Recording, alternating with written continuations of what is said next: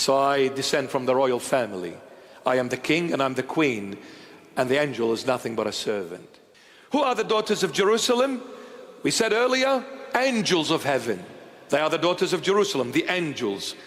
Okay, I'll come to the angels for a moment.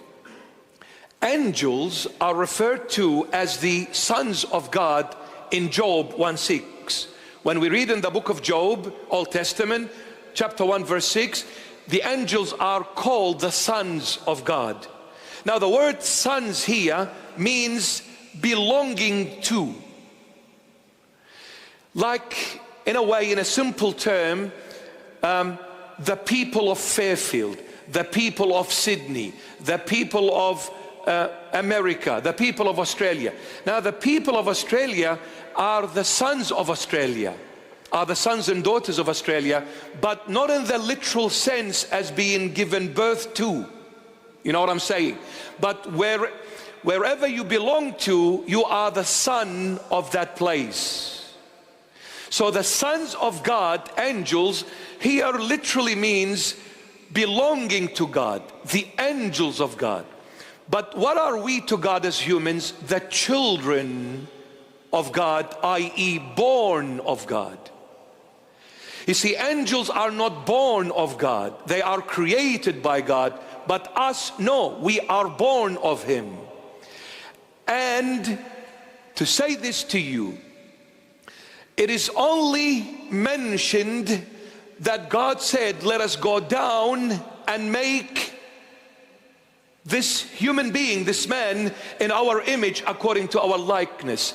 That is only mentioned to the human race, that God went down to make us in His image. Now the word image is an internal one. So we are born internally from God. Angels are created externally to God. That's why they are the sons, i.e. belonging to God, but we are the children, the inheritors, the heirs to His throne. What is God's is mine. The title deed is mine as well. I own it. So, the most powerful angel in heaven, Archangel Michael, will salute you when you walk to heaven, and will come and serve you while you are on earth. The most powerful angel that can wipe the whole world before we blink our eyes. But when he sees us, the weakest form ever, full of sins, he will salute us because he sees God, his creator, in us. Do you realize how precious you are in the eyes of the Lord? Yet angels are perfect, sinless. Yet we are all full of sins, but the angels salute us and they serve us.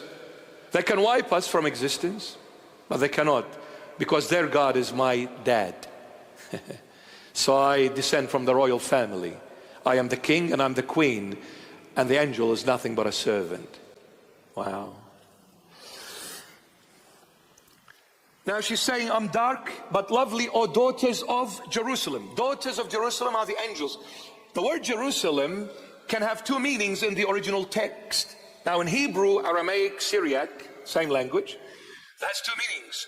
It is Ur Shalim. This is the proper pronunciation of the word. It's not Jerusalem, it's Ur Shalim. It's a compounded word, two in one. Ur means city, Shalim means peace. When you go to Israel, what do they say? Shalom. Now the word shalom means peace. So Ur Shalim means the city of peace. But it also has another meaning. The word Ur in the Aramaic language can mean the road. And Shalim can also mean the end. So Ur Shalim, end of the road. Everything began with Jerusalem. Everything will end with Jerusalem. That's the starting point, and that's the ending finale point. This is where Christ came, and this is where Christ will come back again to put an end to everything. All will happen in Ur Shalim, the city of peace and the end of the road. Now the bride, the baptized soul, is talking with the angel saying, I am dark.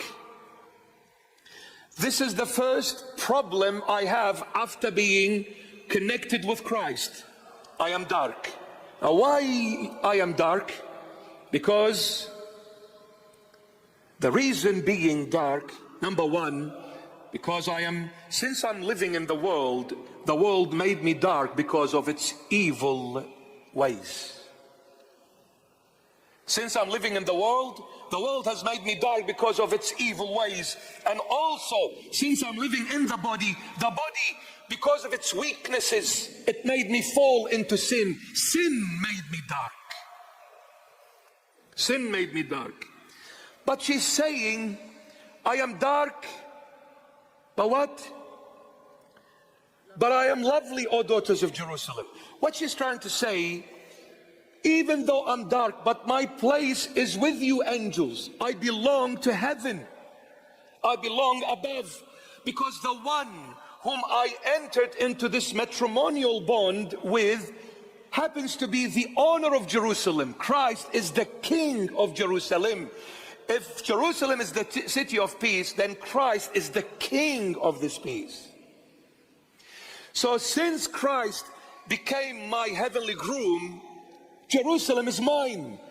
But I'm still living in this world, and the world made me dark and made me fall into sin because of my bodily weakness. But let me tell you, yes, I'm dark, yes, I'm a sinner, but Christ is my groom. Through him I am lovely, and therefore I belong to Jerusalem, to the heavenly realm, because my groom is God himself, the owner of both heaven and earth and everything visible and invisible. So I belong there because he is the owner of Jerusalem, he is the King of Jerusalem, and he is the God of Jerusalem. And there is a prophecy in the Old Testament, and it says Jerusalem is the land of Emmanuel, not anyone else. The Holy Land belongs to Christ, no one else. He is the owner of everything. But the body I dwell in is making me to be dark, as it makes me fall into sin. The body, the lusts of the body. But one thing you need to know, O daughters of Jerusalem, the bride is saying, one thing you need to know, even though I am dark, but I never lose hope. I never lose hope, because even though I say to you I am dark, at the same time I say to you, but I am lovely also.